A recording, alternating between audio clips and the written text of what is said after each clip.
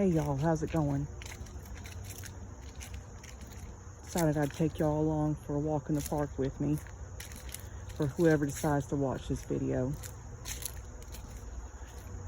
And today I wanted to talk about the great falling away, and which ties in hand with that, the complacency of the modern American church. And just to put it bluntly, the church is not ready for persecution by any means. In fact, the slightest whisper of persecution, and most people in the brick buildings with the steeple are going to deny him harder and faster than Peter could ever dream. And the sad thing is that they won't even weep about it.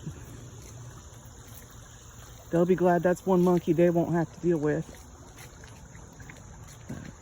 Imprisonment, exile,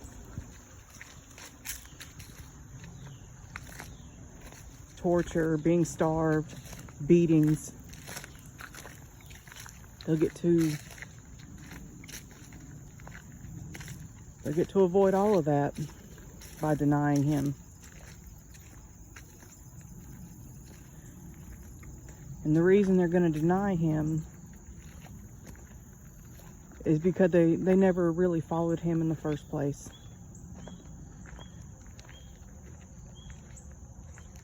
They went to church 1 to 3 times a week, or whatever. To pat themselves on the back.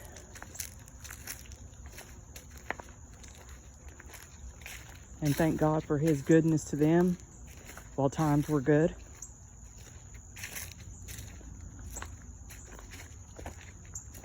But when it comes time to actually count the cost, they won't be able to. They won't be able to bear that burden. And I say this as much for myself as for anybody else out there, because I know the potential for me to betray him is very, very high. But I don't want to do that.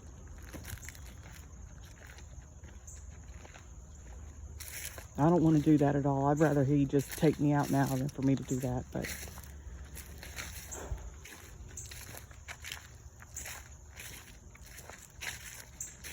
and the reason I say that they haven't really been following him or reading his word is because I'll give you a really good example. This past Sunday morning and Sunday night, I heard it was, the little ladies in my church talking to each other. And one of them said this in the morning service, another one said it during the evening service, talking about their little various health problems. Followed up with, well, it's better than the alternative, which they meant dying, death. And that right there spoke volumes to me. And I felt bad for not calling it out when I heard it. But I believe the next time I will, because to be absent from the body is to be present with the Lord. And he is our prize, is he not? If we truly believe what we say we believe, we should be ready to shed this body at any time and go be with him and see him as he is.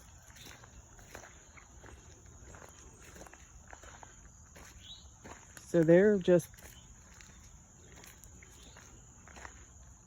what are y'all afraid of? If you really believe that you're going to heaven, you should be happy about you're getting closer to that time and not being afraid of it. Now, I know I'm almost 44 years old, and at this point, my health hasn't really taken a turn like that. It has its moments where my little issues kind of crop up. But that's what I'm trying to get the Lord. That's what the Lord's been teaching me lately. So everything that he's given me, like my land and the little homestead, the chickens, all my little hobbies that, like the art. As I've said in my other videos, I am not taking pleasure in that the way I used to at all. And I think it's because he's separating me. And I feel more estranged from the world now than I ever have in my entire life. I mean, I never quite fit in anyway, but now even more so.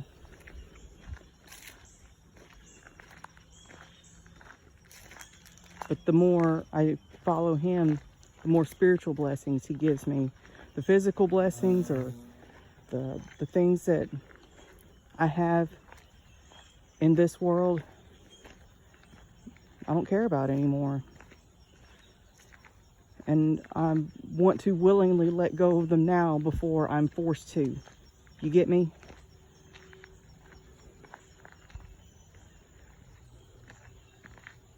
So right now, the church, the people that go to churches, let me put it to you like that. How many of them are actually true believers? I don't know. That's between them and God to know that.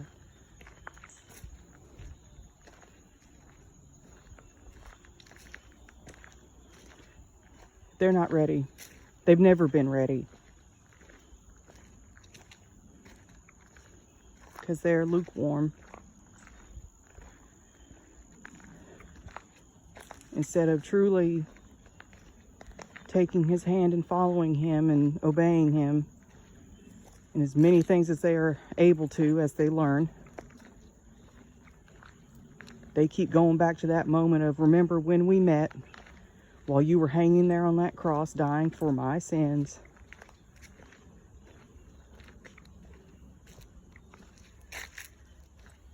And that's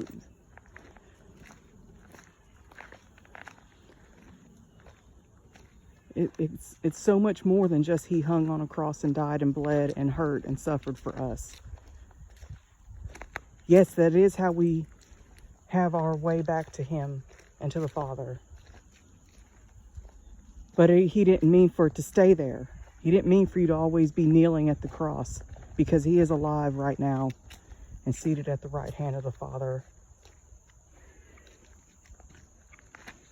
Take him off that cross and put him on his proper place, which is in your heart and mind and soul, and worship him there.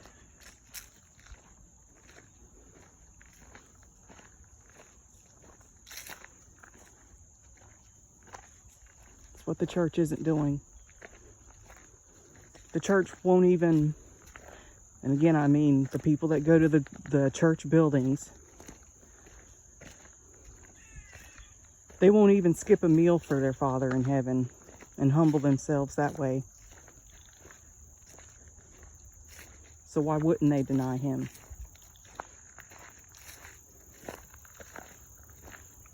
Some of them, the only Bible they hear is when they go to the church. And that's really sad.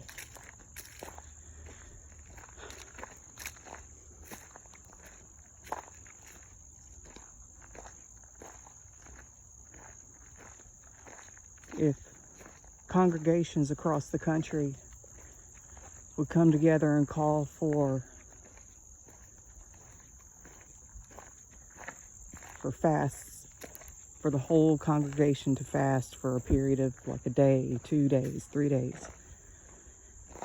Anyone that was medically able should do it. And if they felt like they were called to do so, they should do it. But as I've learned, so many will make the excuse that they shouldn't have to do that because they go to church and they tithe.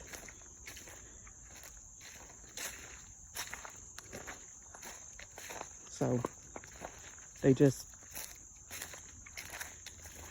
use their church attendance as a way to say, well, I'm doing what I'm supposed to do, even though they know it's not all that they could do. All that we could do is humble ourselves before Him by prayer, fasting, confessing our faults to Him, which He already knows of anyway. And then go and look for our other brothers and sisters in Christ. That's what we're called to do. And when did sharing the gospel turn into, let me hand out the sinner's prayer on a tract? It used to be, and it still is, truly, ye are the light of the world. No city set on a hill can be hid, and no one lights a candle to put it under a bed. So let your light so shine before men.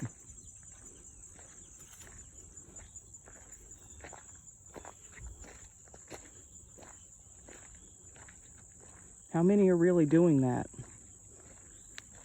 I know I have so much work to be done with my own life,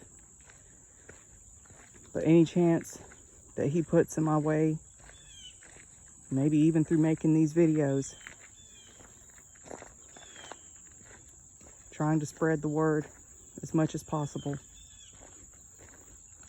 and to warn people to really take stock and get right with Him. I don't remember which video it was, but I said in one of them that you need to get in your Bible now while there's still some peace and quiet and time to really absorb what you read and hear from Him in prayer, because it's going to be kind of hard to learn from Him. Maybe He can still speak to you in whatever way He so chooses, but it's going to be possibly hard for many to hear while there's chaos abounding.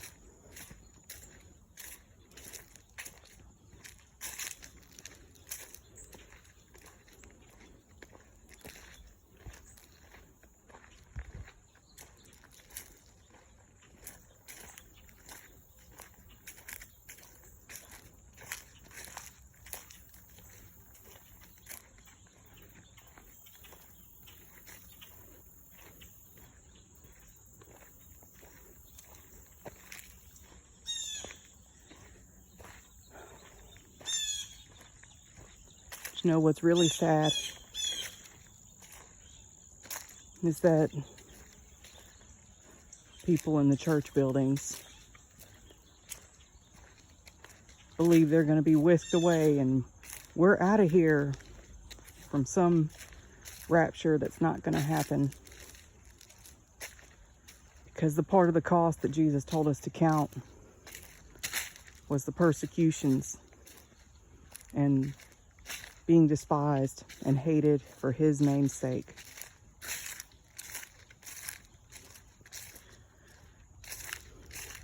I bet there haven't been too many sermons preached on that, counting the cost, because they don't believe they're going to have to pay any cost. They believe they're going to be out of here. It's God's going to whisk them up, and they'll get to watch all this chaos happen on the earth while they're safe, tucked away in heaven. No.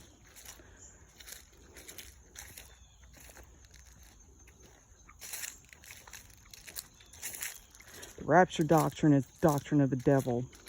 There, I said it. It has made the church complacent.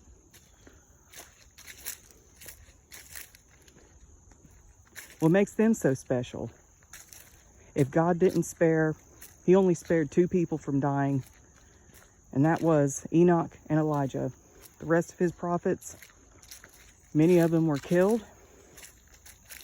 Many of our early brothers and sisters, when the church was first spreading in the Roman era, they were called Roman candles, which means that they were crucified and then,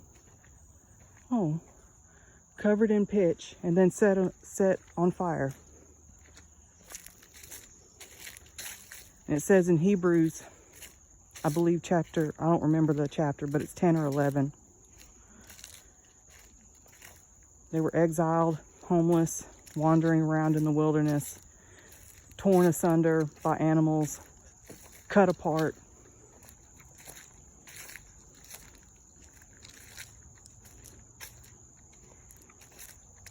They weren't spared.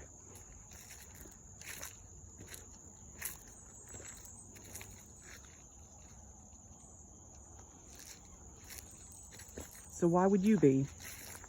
Jeremiah was thrown into a muck pit up to his chest.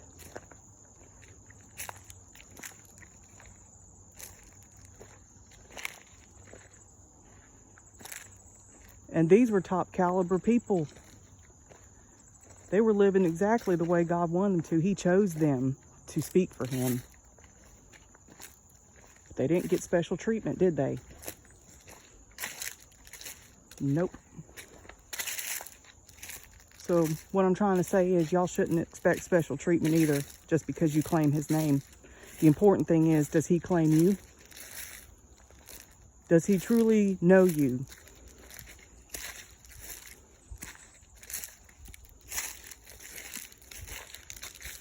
I believe it's Matthew chapter 17, verse 20. Wait, I'm not sure. I have to put it in the description box, but many will say in that day, Lord, Lord, did we not do this in your name? And in this name we did this. He'll say, depart from me, I never knew you. Even the demons know his name. They believe and tremble. Atheists know his name. Buddhists, Muslims, Jews. Almost everybody in the world has heard of his name and know basically kind of sort of who he is and what he did. Almost everybody. But how many of those people does he personally have a relationship with? Not too many.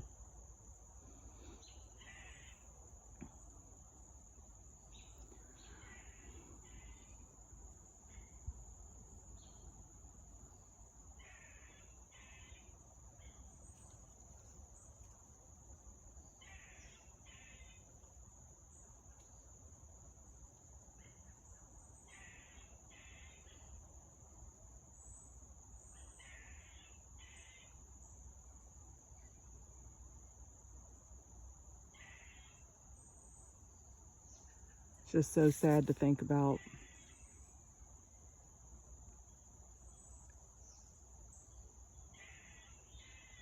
But there are many people that go to church are Pharisees.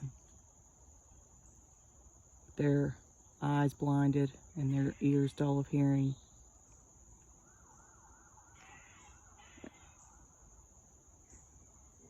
And the hard truth of it is that they don't want to hear this because they think they know it all already. And I'm still very young in my walk with Christ.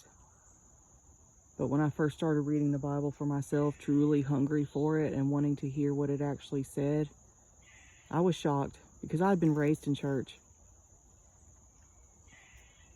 And I thought I knew what it said, but then I read it for myself and realized I didn't know half of what I was supposed to know.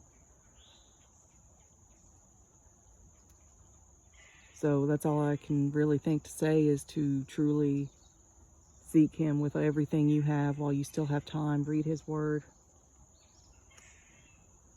Ask him to point out the idols in your life, and he will. You just have to be willing to listen to him.